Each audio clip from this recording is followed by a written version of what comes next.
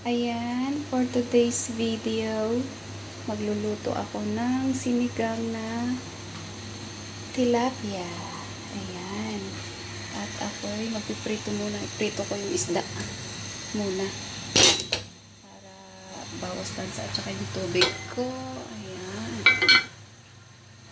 Yan. Ang kakaiba kong sinigang.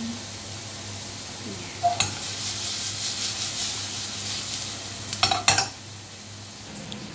Ayan yung gulay na isasahog ko at nakababad na siya kahit anong gulay na lang. Iba-ibang style po tayo. Ayan. Ayan, pwede na.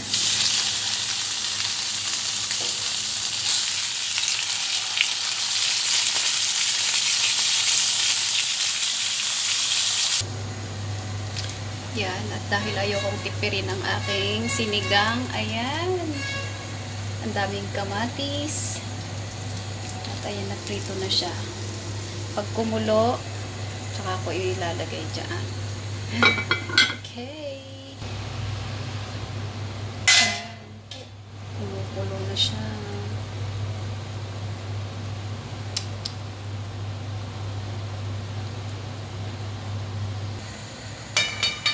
Ayan, punong-puno na. Then, lagyan na natin ng sinigang. Tapos, asin.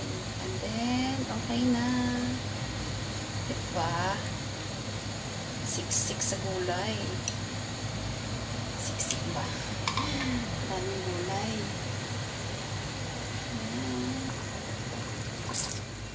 Ayan na siya. Malasang malasa dahil maraming kamatis. Tapos, konti lang yung sinigang na nilagay ko. And then, maraming gulay.